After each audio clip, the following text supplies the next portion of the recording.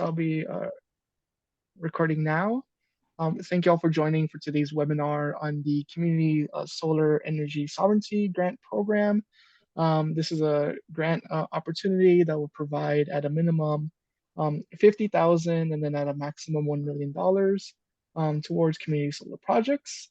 You'll hear more about this grant opportunity and more on the role of the DCEO through Hillary, who has graciously joined us today for this presentation and to go some more information and get into this conversation with you all on any questions, concerns, etc.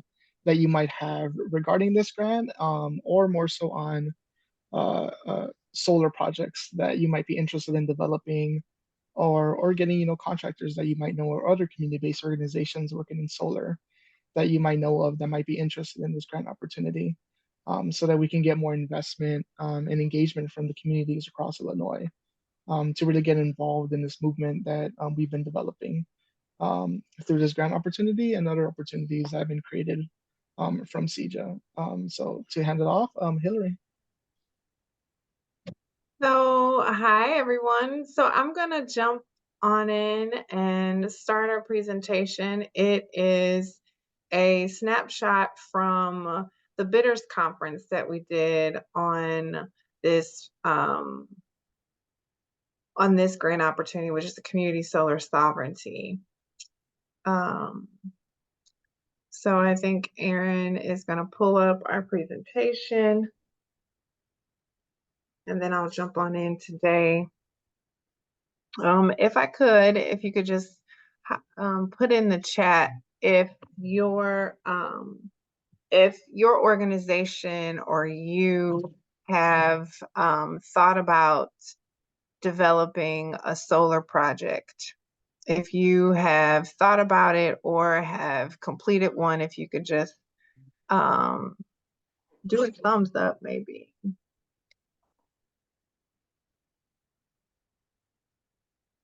You have completed a project or thought about completing a solar project.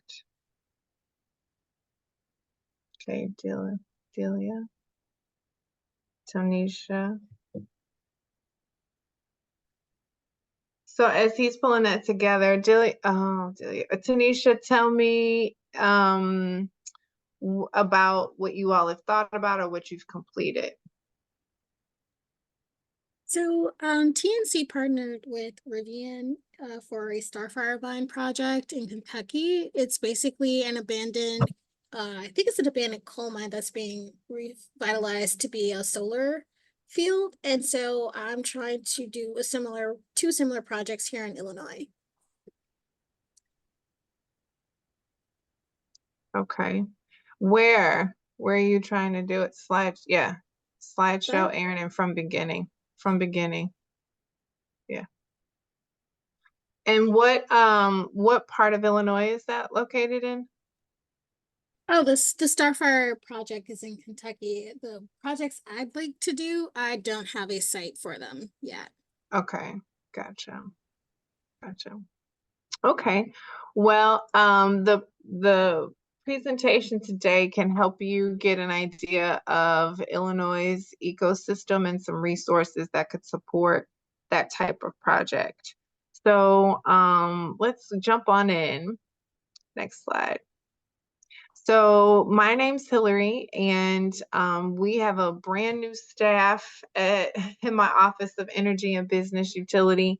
Everybody is under a year old except me. I just had my one year anniversary 2 weeks ago, but everyone else is between 6 and 8 months old. So we are feverishly attempting to roll out the CEJA programs and then stack sustainable other opportunities through federal opportunities to support our state energy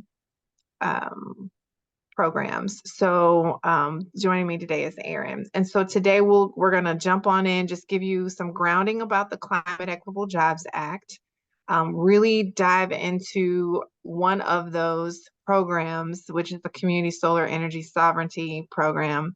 Then we're going to talk about GATA, which is the state's accountability and transparency act that requires you to do certain things in an effort to receive state funding. Then we'll talk a little bit more about the application and the process, and then just close up with some general resources that you can lean on as you go to implement a solar project in the state. Can I So stop you for 1 second? Can I stop Sure. for 1 second? We forgot to say, in our effort to, again, emphasize that we want you to engage with us if you're so called. But there's also technicals, one-on-one technical. This stuff gets complicated, as you'll see. There is one-on-one technical assistance that DCEO is providing through one of its consultants. And we are gonna put that slide up a few times throughout to encourage you to take that information down and use it. Sorry, Hillary. No problem. And I also have it several times throughout this presentation. And then I'll just add real fast. This presentation, we'll provide it to Kim and others, and we can send it out. So Thank you. Go to the next slide. So CEJA, if you can advance, Aaron.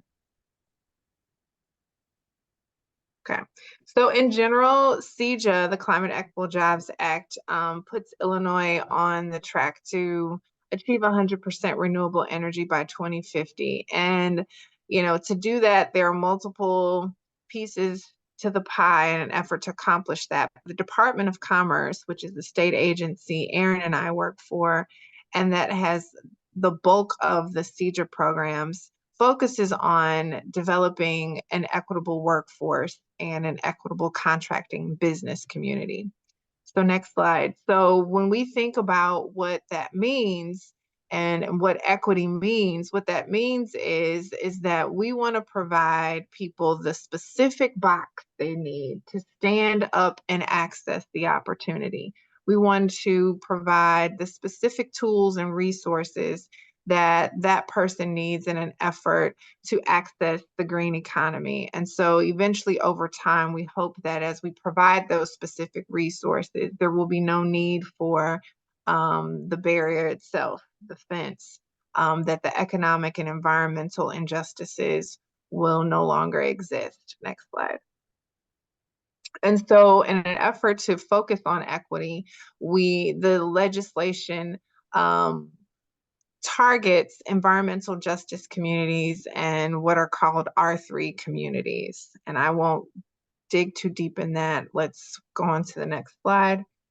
And double click one more time for me, Aaron. And so as I showed you, the orange piece of the pie to reaching 100% renewable energy is what the Department of Commerce has. And so the Department of Commerce has on the far left side, the Office of Entrepreneurship, Innovation, and Training. That's what that OEIT stands for. And so that DCEO office houses the Contractor Incubator and Contractor Primes Accelerator programs for CEJA. Then on the right side, you have the Office of OET, the Office of Employment and Training. So employment and training are the workforce programs that are within CEJA. And so the black check boxes are letting you know that those programs are still open for the fiscal year of 2024. And then the red checkbox is informing you that that program is closed now for the fiscal year of 24. So it's no longer accepting applications. But all of the other black checkboxes indicate that those programs are open for people to apply. And so today we will focus on the bottom left green box, which is the Office of Energy and Business Utility. And we will focus on the Energy Transition Community Grant, which is a $40 million annual pot of money to support communities. I'm sorry. That's not the one. That's okay. No, the Community Solar Sovereignty Grant. I'm sorry, the bottom right-hand corner, the Solar Energy Sovereignty Grant, which will support in developing solar projects. So we'll advance to the next slide. And really, I want to see if anybody knows the answer to this question. If we were all together, I would throw you some piece of candy. But if you get the answer right, then just know you get A plus today. So if you could name 2 CEJA programs that fund energy efficiency or renewable energy projects. Name 2 CEJA programs that fund energy efficiency or renewable energy projects. So we'll kind of help you out, and you might not have memorized the slide that quickly, but go back to the, go back. Lord. There it is. He flashed it again. Back So on did anybody put anything in the chat? I can't see it.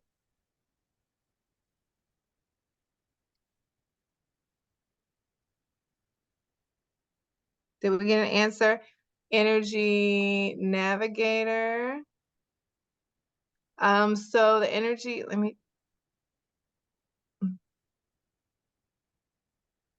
so the Energy Navigate, coal to solar, yes, it does fund renewable energy projects. Great answer. Coal to solar funds NRG and Vistra, who are energy power producers for the state of Illinois, and it helps them transition their coal plants to coal and to solar and battery storage. So that is one. Can anybody name another one?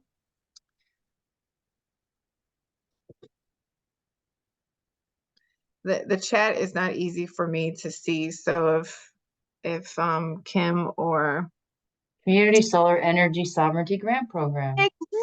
Exactly. +1 for you too. So we can move on to the next slide. So yes, DCEO has Community Solar Sovereignty, the Equitable Energy Future, Coal to Solar, and those are the grants that are the programs that actually fund the development of renewable energy or energy efficiency projects. And so as we continue this conversation, I wanted to put up a project scenario, and I wanted you to think about a project scenario. So as we talk through Community Solar Sovereignty Grant, you can think about how this particular grant could support your project. So if you were going to do the following project in the state of Illinois, this is, I would say, a funding map that you could consider. So in my project scenario, I'm saying that I'm a nonprofit organization with the desire to retrofit a building to be net zero or near net zero. And my building is located in and serves an R3EJ disadvantaged community. And the end use of my building is a mixed use commercial and residential building with market rate and low income housing. So if that is the project, then this slide is saying that the Illinois Finance Authority, that's what IFA stands for, has the following programs that could financially support this project scenario. It has CPACE, building electrification, and the renewable energy credit bridge loan that would support energy efficiency elements of the project. The Illinois Power Agency, that's what IPA stands for, is saying that if you had energy efficiency or if you had solar as part of your project, those are the programs within the Illinois Power Agency that could support funding for that particular project scenario. Then the next is DCEO, Department of Commerce. And so then it shows you how you've got the Equitable Energy Future Grant that you could get funding for this particular project. You could also apply for the Community Solar Sovereignty Grant towards this project. And then those programs, and we would expect that you would lean on the CEJA incubator and accelerator programs to identify your contractors to work on that project.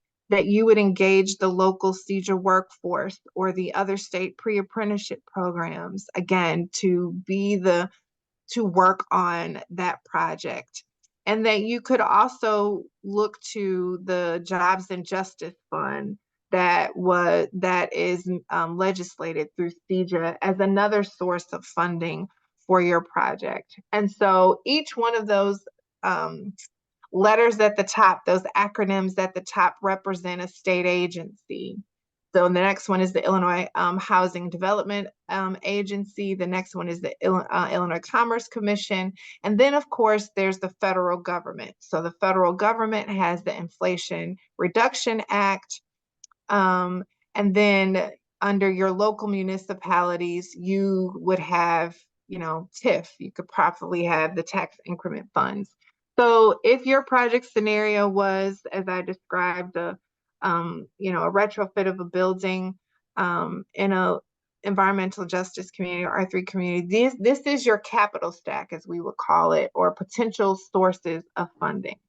So with that in mind, I'm going to pause again because Kim said that she wants you to be engaged with us today. Could someone share with me their project? What is their project scenario? Thanks, Aaron. I think we only had one person who was envisioning a project at this point, which was I Tanisha. actually had one, but I couldn't figure out how to put the thumb in the chat. I'm sorry. Awesome. I figured it out now. We actually own 2 vacant lots directly across from our main campus, and we are envisioning a pollinator pavilion there where we're expanding our beekeeping efforts and having educational programs. And we were thinking about having solar panels there as well, to expand upon our workforce development training for solar panel installations. So that's what we're thinking. We don't know. It's still in the development stage. But yeah, we have to go through the security of the panels and all of that. We haven't gotten that far yet. And what type of organization are you? A workforce development.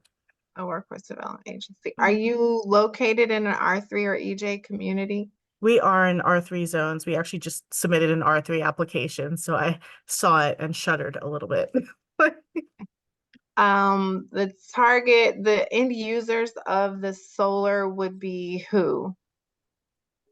The end users? Yeah, the recipients of the energy produced by the solar array would be who? Technically us, I suppose, the business. The business. Okay. Yeah, I believe it would be us.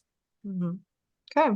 So with that, I would say, so you're looking at, if you were going to create your map of funding, you could definitely reach out to the Illinois Finance Authority and see if you were a good candidate to receive the energy sovereignty loan or the community-driven solar financing program.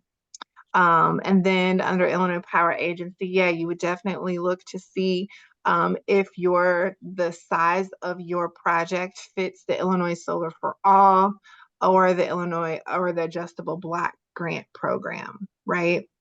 Then you would look at DCEO's programming. And so I would say, kind of based off of what I just heard you say, if you were looking at the Equitable Energy Future Grant versus Community Solar Sovereignty, I would suggest you first really thoroughly read the NOFO for the Equitable Energy Future Grant to determine if you are a qualified candidate and if it meets the target scope of that particular grant.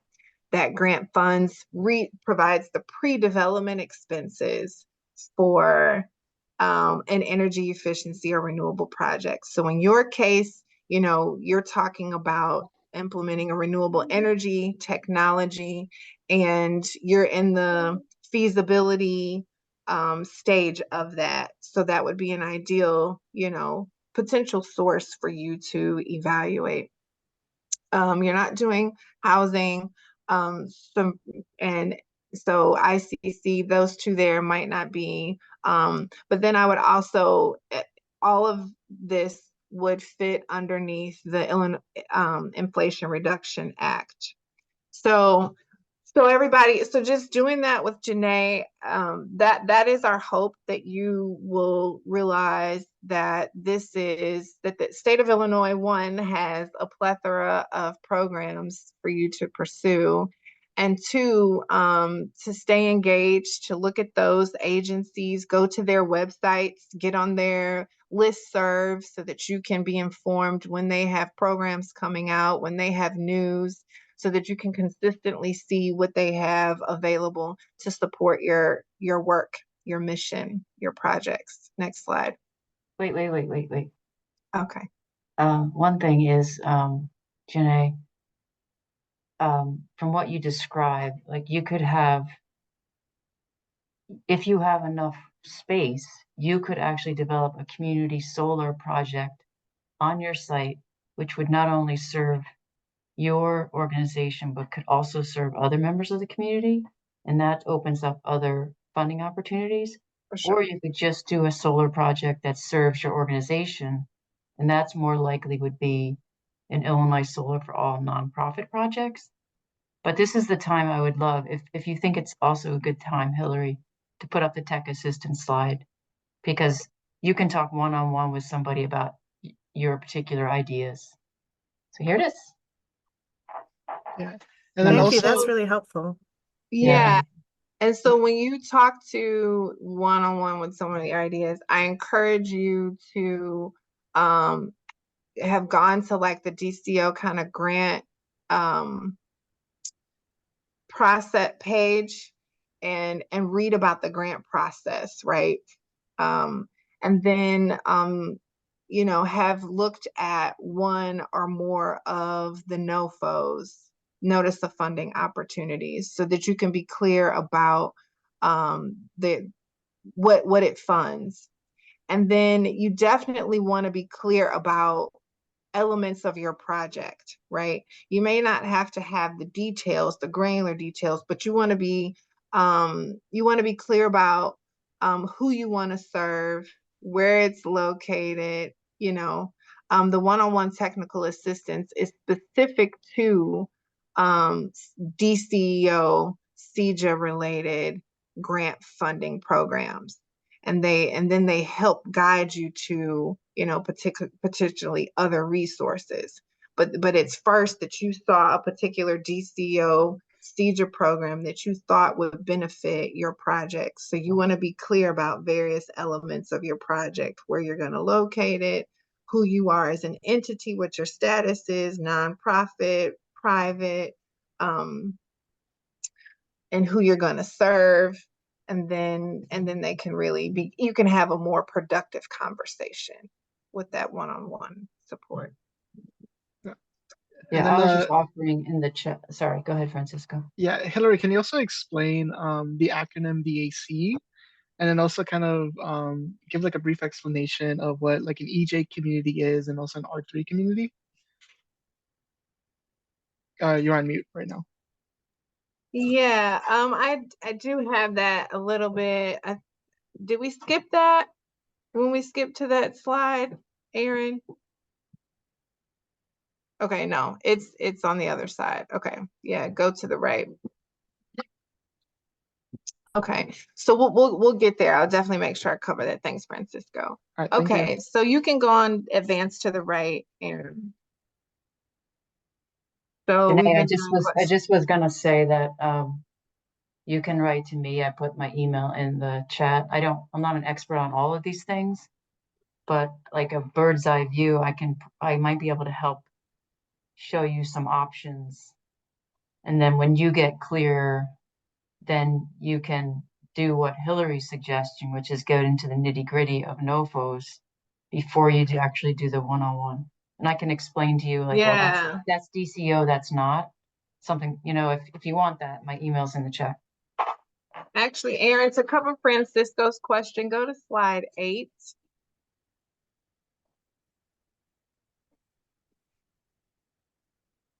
Okay, there we are. You passed it with EJ, the map. There we go. So Francisco's question talked about what is an environmental justice community. So an environmental justice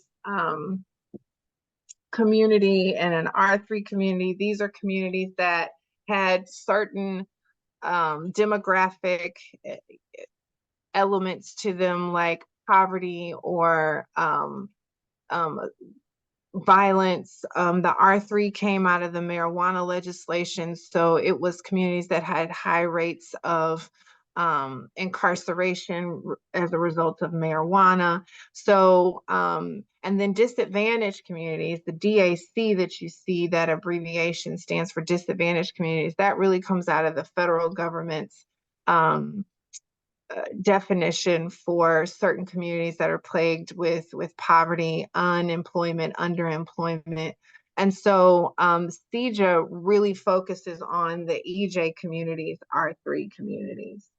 And many of the EJ R3 communities also have those same demographic characteristics of disadvantaged communities.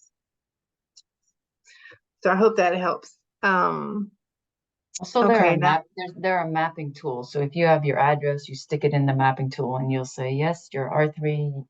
Well, you already know you're R3, but for others, the mapping tool will tell you if you're in or what you're in. Yeah. So that link down at the bottom of this slide has a link to one of those to that map. Okay, now let's jump in a little bit and talk about the Community Solar Sovereignty Grant. And so here are the funding statistics. The total funding for just community solar sovereignty is $8.5 million every year. And the average range of a grant will be between, a grant award will be between $50,000 and $1 million. And again, this is for pre-development expenses for this project. This does not cover construction costs. Anything to implement, stick something in the ground, stick something on the roof is not covered by this money. This is only money associated with making sure that the project is feasible, determining how much energy, how much money you will need, right? Who you're going to use, who's going to stick it in the ground, right? Or who's going to bolt it to the roof. And so the anticipated number of awardees is 40, and the performance period is up to 4 years. And so who can apply? Community-based organizations, public entities, and technical service providers can apply for this grant. So I'll first talk about a community-based organization. That is a CBO, as we call it, who is majority governed by people who live in that area, and the area by which the project's going to support. Its main offices are located in that community. The primary issue in the area is being defined by the people the residents in that community who the project will support. The solutions and addressed are priorities, and they're developed by the residents. And then the program design and implementation involves leadership, and it involves the residents. So that's the CBO that we're looking to apply. Then public entities. And so to be a public entity, you must represent a municipality or county or school district or park. And priority is given to projects that are located in or surrounding an equity investment eligible community. So an EJR3 community. And to be a public entity that applies for this, you have to attest or certify that there was no other community-based organization that could do this project with you. So if you are a public entity on this call, take yourself off of mute, and I give you an opportunity to ask a question about this.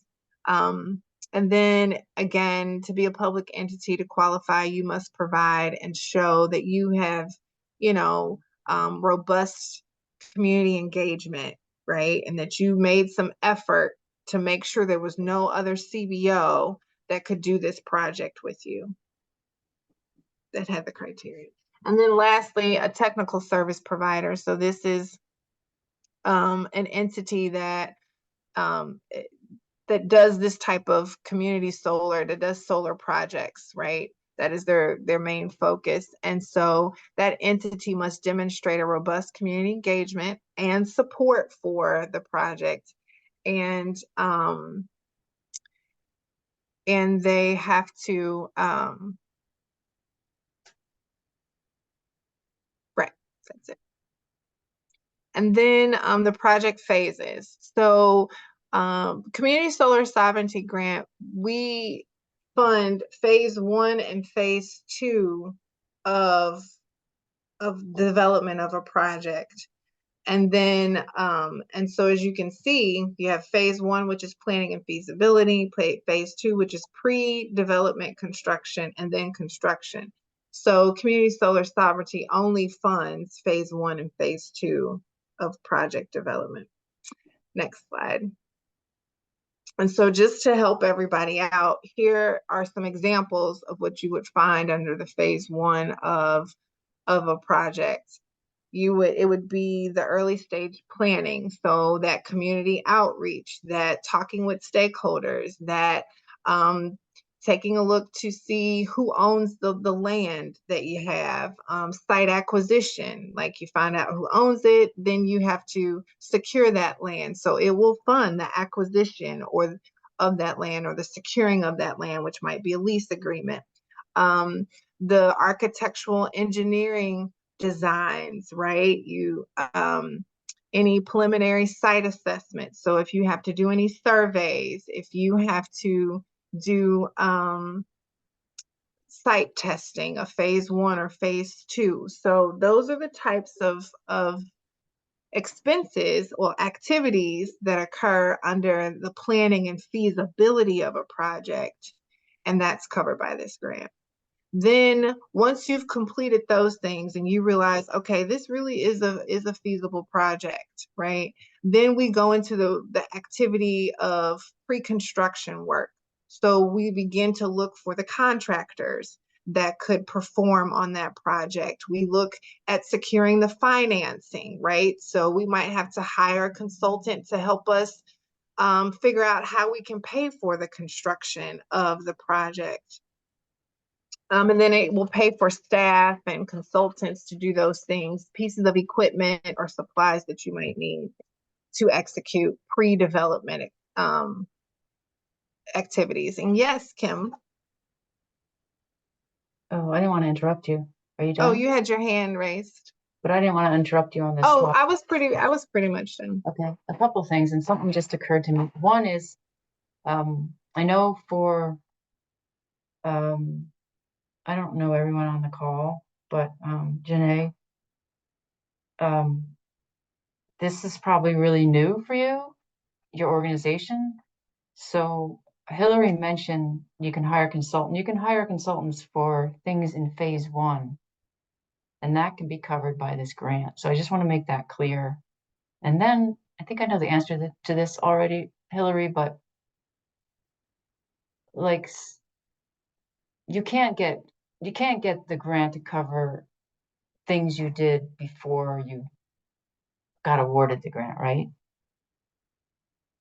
You know what I mean? Like, let's say there's phase 1 that happened that you start on, and you're also applying for the grant and you don't know yet, but you still continue with that pre-development.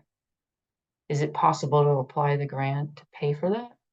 So we look at those types of things during our negotiation process, and what we're finding is that based off of certain elements of CMS, that depending on when your organization's fiscal year is, will depend on if you receiving funding from this grant may trigger an audit based off of the way you answer certain questions. And so the answer is potentially yes, and that will be a decision you will have to make. but those expenses would have had to occur after the NOFO was released. So it couldn't have occurred 2 years ago when the NOFO was released. And I think it was March of this year. Those Yes. expenses would have had to occur after March of this year. And we'll cover a little bit, this a little bit more, Kim, in the data section. Okay, thanks.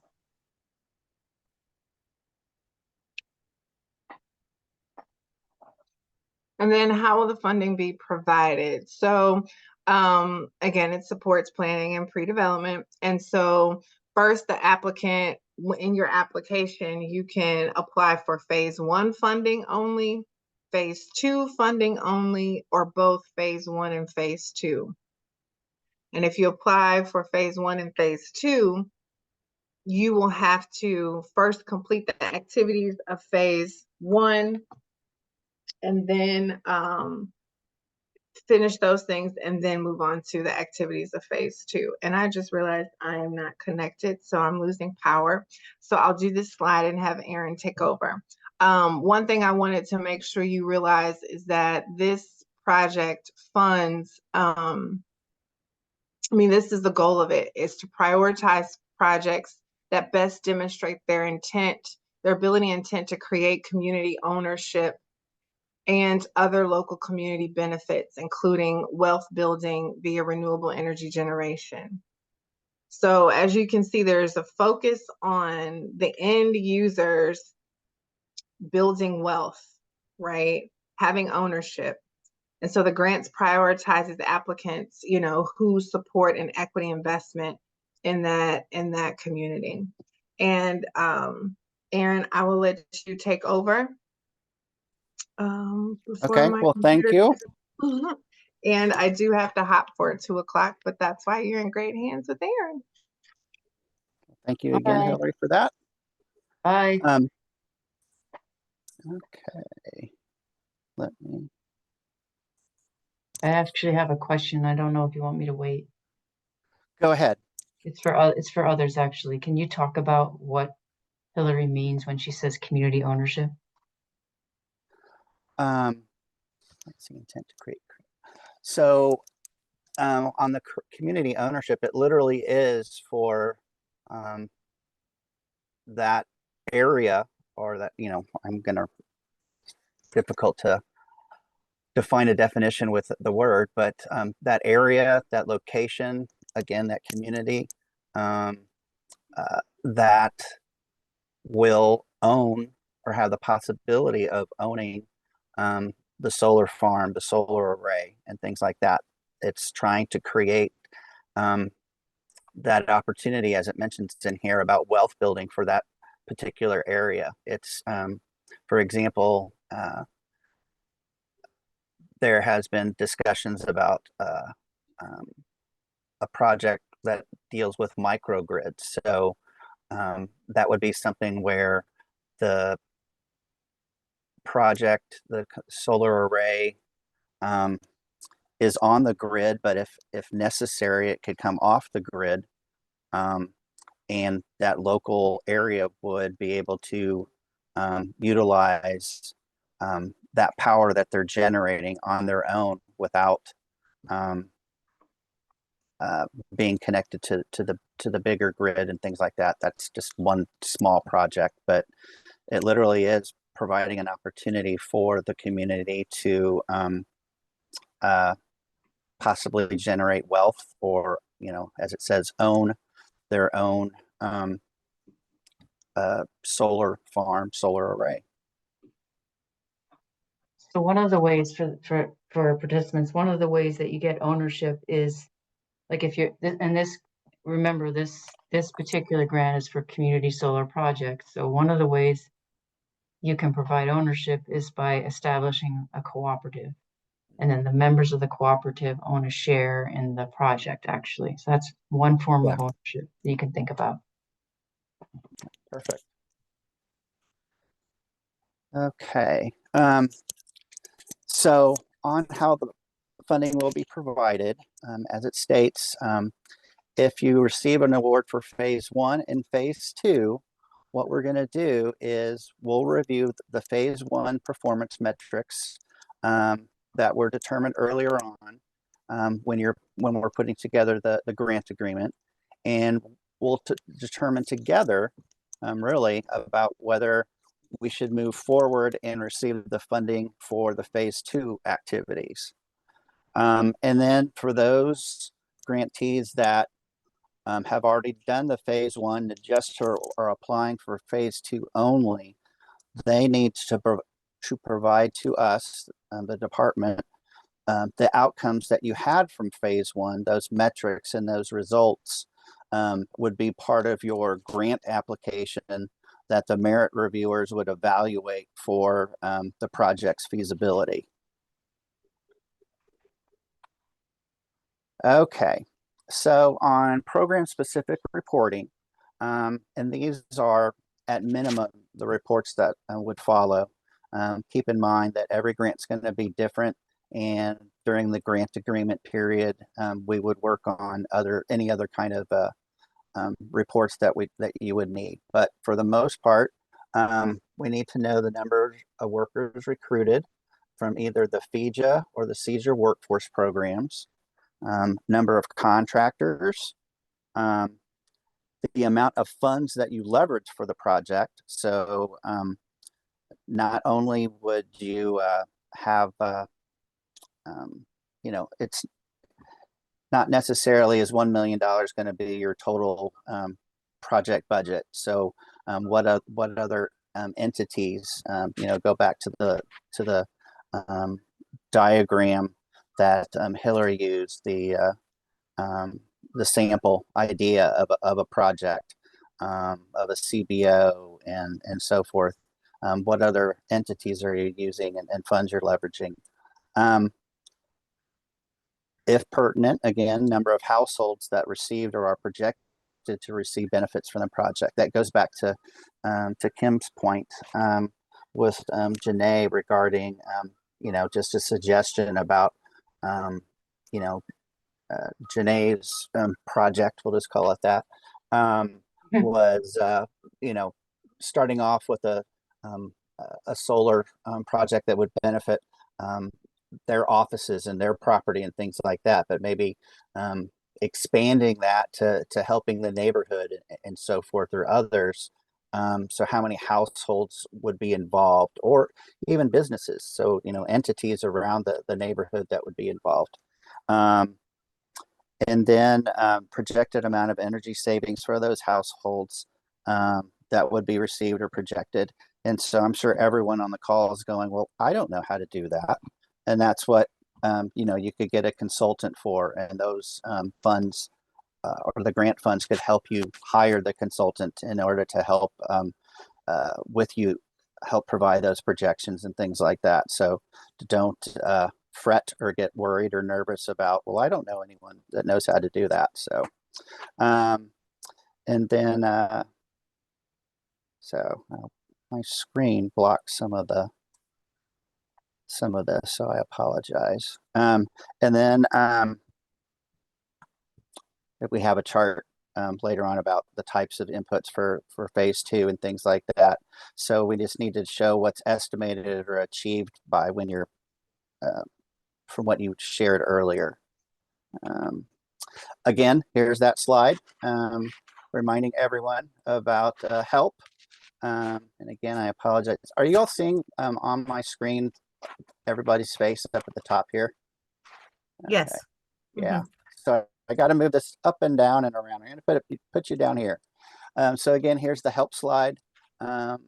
Again, DCEO grants is a great place to look about grants in general. Obviously, this particular grant, Community Solar Sovereignty, there's the link for that. One thing that kind of touch upon is the scoring rubric, fancy term for the merit reviewers, what they're looking at when they're reading the grant application.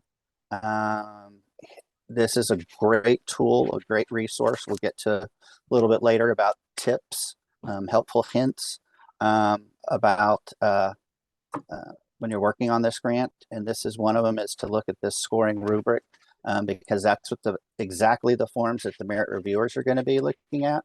And so by you looking at that and you basically doing a self-assessment, you can hopefully be able to determine where you are when it comes to the points and all that, or where you need to have some help, where you could go then to the one-on-one assistance, get that email and ask for that assistance, that coaching. And I'm part of that team. I do that. And we have, I'm using my hands here, but we also have with the scoring rubric or the merit reviewers, those individuals are separate from the technical assistants. So, you know, that way everything is treated equally and fairly regarding that and ethically. But that scoring rubric, I really want to emphasize, really look at that, because that will greatly benefit you. And okay. I have a question. Perfect timing. Sorry. Perfect timing. Just wait. This is a sort of a refinement of my earlier question to Hillary. Can an organization include in their application funds expended to get assistance with the grant, like the grant application itself? As long as that assistance was asked for after the grant was released, then yes. But like as Hillary mentioned, well, you said it was great, so I guess I should stop. Anything else? Any other questions on that particular section? All right. Okay, GATA, Grant Transparency and Accountability Act. I will say that GATA has their own email address, their own help desk, their own individuals that can be of assistance to you.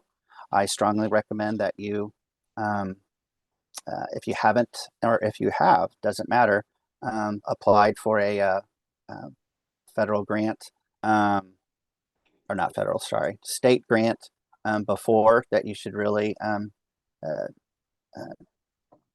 treat the individuals at GATA as your friend and take advantage of their opportunity that they can provide you and the answers.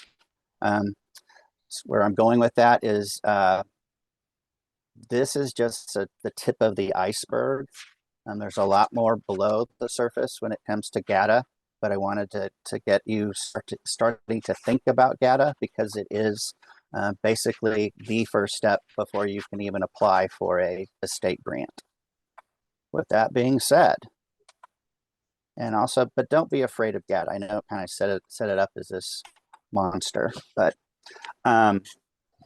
really it's supposed to make life easier, and also just the following the financial rules and all that. So GATA, Grant Accountability and Transparency Act, its purpose or its goals, it's actually helping to remove some of the bureaucracy and remove duplicative processes. As it says in the title, it's supposed to increase accountability and transparency. And then also it does follow the federal guidelines, accounting guidelines of 2 CFR 200. So with that, these are all kind of parts and portions of GATA. And of course, UEI is, I should know what that is, but I forgot offhand. But for the pre-award requirements, you need to have it, make sure you have a UEI. I think it's an employment ID. You also need to be current in the sam.gov account, and you should not be on the federal excluded parties list. Be in good standing with the Illinois Secretary of State. not be on the Illinois stop payment list, and fiscal and administrative risk assessment. And then finally, all of this can be found on grants.illinois.gov portal. So it's really important to go to that. So that's all the pre-award requirements. And again, I mean, it's going to be one of the hints later on that I'll reference. If you're interested in a state grant, you need to immediately go to the grants.illinois.gov portal and start looking at all these data requirements and start now, because it does take a little bit of time, especially like with the current sam.gov account. We make that current, and there's some information that you have to do in there, and that might take a little bit of time. If you're interested, if you're on this call, it shows your interest. So make sure that you kind of start that process, even if you're not ready to apply for a grant yet. And then the application submission review. Again, this is about a competitive grant life cycle. I mentioned about the merit review committee. It'll go to have them review your grant. There'll be what they call a programmatic risk assessment questionnaire that basically goes through and determines, based on criteria, the overall risk assessment for you as the applicant. Once all that's gone through and the assessment's been done, then the acceptance applicants will receive notice. We also, I know that says competitive grant life cycle, but I also want to add with our grants, we also send out the denial letters, but we also, with those denial notices, we provide information, let's say constructive feedback on where you fell short based upon what the merit reviewers saw. And we'll show you a little bit later on about this grant is a little bit different than, I'll do air quotes here, of a true competitive grant, which has a certain deadline. And if you get it, great. And if you didn't, you have to wait until the next time to apply. This grant is a little bit different than that. And so after someone is accepted, applicants will receive their notice. Then they'll work on the grant agreement execution. And then there's a note here about looking at the catalog of state financial assistance, about different information about the application and information about the particular grants. But once the grant agreement has been executed, then you have an active grant. Then they're paid on a reimbursement basis, except on some initial working capital advance, as well as on this grant, and actually also our Equitable Energy Futures grant during the grant negotiation process. So before the grant agreement is executed, you can work on possibly getting additional funds necessary for that capital advance. Also goes back to Kim's point about pre-grant expenditures and things like that. So keep those things in mind. I will stop there in case there are any questions about that, because there's kind of a lot of stuff on there. All right. Tanisha asked about the deadline, and I know it's 7/1/24, but is there anything you want to add to that? I know these are ongoing, so. Yeah, I will touch on that a little bit later, but so Tanisha, raise your hand then, or whoever. Maybe she has to go before then, so could you address it now? Okay. Yeah, so it is a rolling grant. I mean, the deadline is 7/1/24 because that's the end of the fiscal year. But there will be we're already working on the application for next year. And there will be an announcement with the new application. That would be probably mid-July is when we're shooting for that. But that would be for fiscal year 25. And so this particular presentation is on fiscal year 24. But, if you don't have let's say your ducks in a row and aren't ready to apply yet, don't be too concerned, because there'll still be the funds available in July going forward. So does that help? Do we get a thumbs up or anything from her? Yes, that helps. Thank you so Okay. much. All right, very good. I have a related question, which is, so in this round, you could, let's say she had her ducks in a row for phase 1, you could apply for phase 1, and then the next round reapply for phase 2, right? Yeah, you could, or yeah, if she didn't want to apply for both at the same time, you Or know, even like 2 years down the road, right? yeah. So Okay. Thank you. yeah, so let's say for example, Tanisha, you got your project again. So Tanisha wanted to just had enough expenditures for phase 1 that totaled $1 million.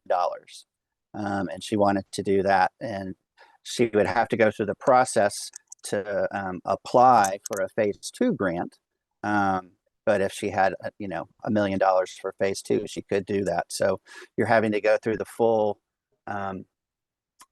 grant application process again and all that, and go through the merit review. And so you're rolling the dice somewhat about that, because there's no guarantees in life or in grants. But yeah, so kind of keep that in mind too. But yeah, some of these projects might require that, where you would apply for phase 1 and need the $1 million, and everything checks off and it's definitely good to go, and you need to move on to phase 2, and you're going to need another $1 million in order to get those things covered. So that is a great question, and it's something that can be done. So we talked about on the pre-qualification, it is required, and this is the information. Let me move the screen. You need to, again, it talks about your SAM account, your federal employer ID, if are you on the excluded parties list, delinquent debt. And so where a lot of this information is going to be coming from is once you put in, once you're in SAM, and then also with your federal ID, employer ID, all of this can be looked up by the computers, and then they will do good, bad, that kind of thing. So again, it's one of those things that's like, well, where am I going to get all this? A lot of it is kind of behind the scenes, but again, also not an expert. So GATA and the GATA help desk would be your friend there. But the main purpose for this, the reason for the pre-qualification, besides it being required, it helps with maintaining compliance. It helps us and you to meet expectations, and to know that you responsibly manage funds. And it also is an effective communication tool for both parties, knowing where you stand when it comes to finances and accounting. All right. So get to the point with GATA that you get to the notice of funding opportunity, or he'll hear NOFO. When the NOFO is released, and you also can look up other NOFOs on the CSFA, and there should be a link where you can get to that URL online, and you can be on the listserv too. I'm on the listserv from the state, that basically every Friday they list out all the different NOFOs that were released in that particular week, and that's for all the different state agencies. So something to consider. But And what is CSF? What is CSFA? I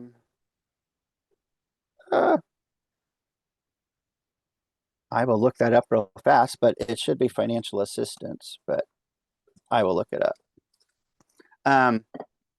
So on the NOFO sections, there's the program description, there's the funding information, the eligibility information, the application and submission information, application review, award administration, state awarding agency contracts and contacts, and if there's also any other information that might be applicable for that particular grant. So for us, here is the link for the Community Solar Energy Sovereignty Grant Program. That's the one that you're going to want to look to for this particular discussion. So after the NOFA and after the application and after you all have successfully completed your grant application and established an agreement, the post-award requirements is you'll meet with me and others or grant managers, and you'll have periodic financial reports and performance reports. And again, those will be gone over with your grants manager, so you're comfortable without how to complete those. And then also, because every program is different, you'll also have certain milestones and metrics that you will be completing for your particular grant.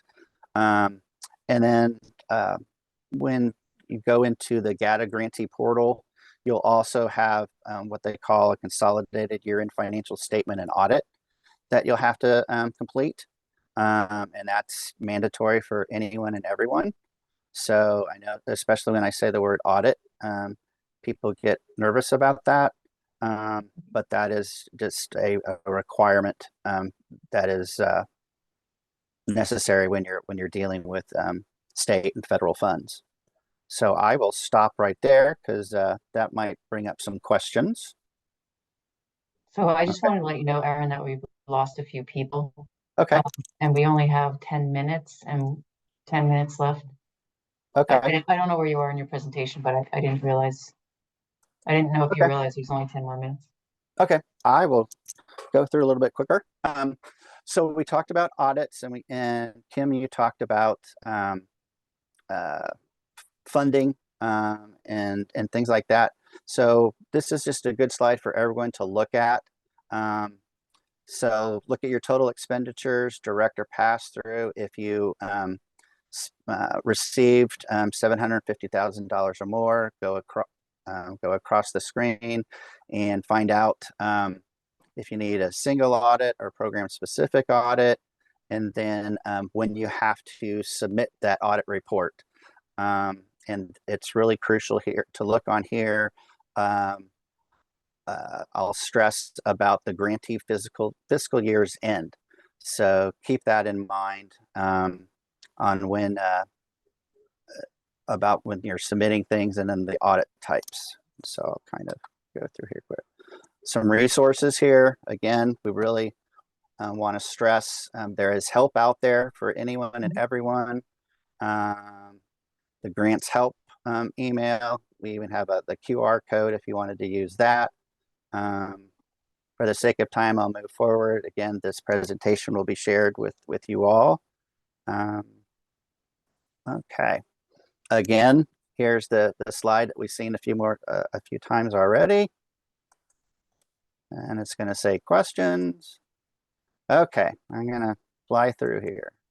Okay, so the application process, these are the documents that you must submit. And again, here's a link right here that'll be helpful.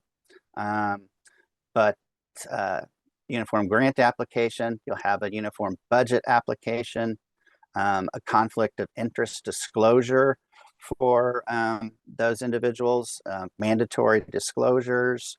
Then you'll have the Community Solar Sovereignty Grant application. And then depending upon if you're a public entity, you would have to have an attestation. Okay, special considerations. You can submit multiple applications. You can have a maximum award per applicant is $3 million total. So that basically is saying you can submit 3 different applications, because each application can only have a maximum award of $1 million. We already talked about phase 1, phase 2, phase 1 and 2. in this, it says it does not allow reimbursement for pre-award costs. I think we talked about briefly or about it depends upon what you define as pre-award.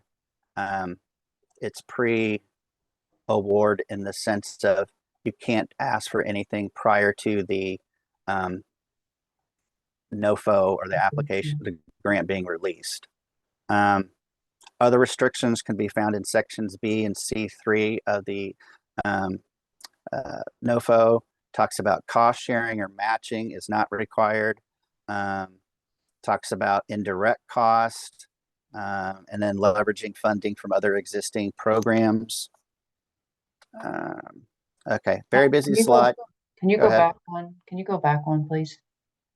This 3 million total, does that mean like you might, if you have multiple different projects you're applying for grants for?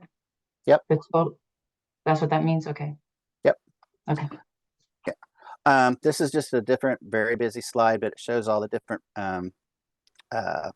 entities that are out there, kind of what Hillary was talking about. So DCEO is not the only state agency that is dealing with the CEJA ecosystem. All right, tips.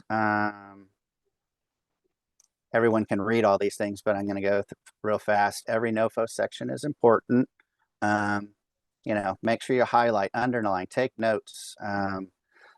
Go through on page 4 is about the performance goals, measures, and metrics. That helps give you some ideas of maybe what you want to do. The project narrative, make sure that you tell your story. Don't assume anything about the merit reviewers or anyone that's reading your project.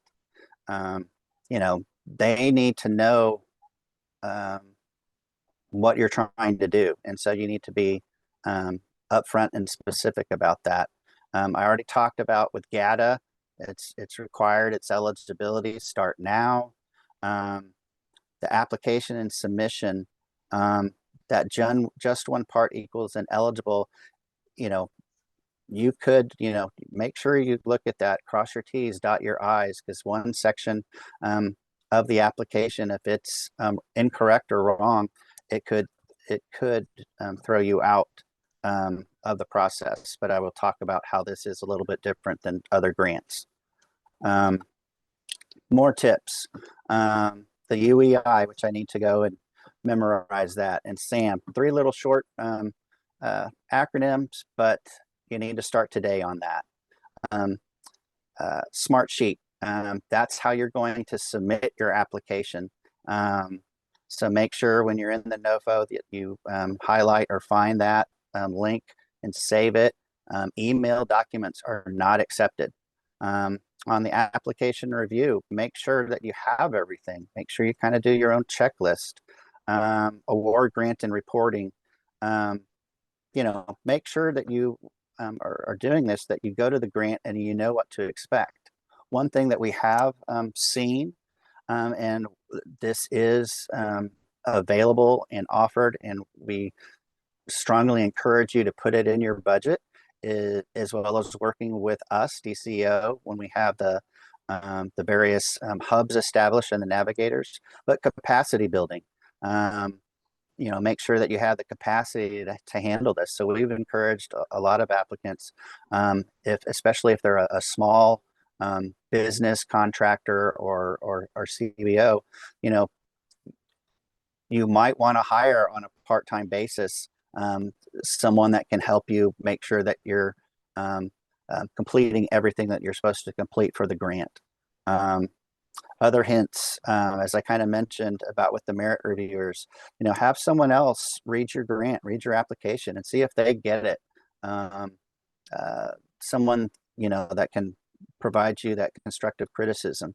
You know, think like a merit reviewer, someone that's all of a sudden going to get this. Yes, they volunteered to do this, so they're not, they haven't been drafted, but they want to find out and they want to see what projects are out there, but they do have an interest about it. So think about that and keep that in mind. And also make sure that you look at the NOFO criteria, because that's basically kind of where that rubric, that merit review, that merit reviewer form came from, and how they're scoring things. And I kind of just mentioned that about the criteria. So, go back and look at this. Do you meet these this criteria? And do you address, answer, talk about somewhere in your narrative or somewhere in your budget and all that, these different, let's say, bullets or these different points. And every one of these adds up. So keep that in mind.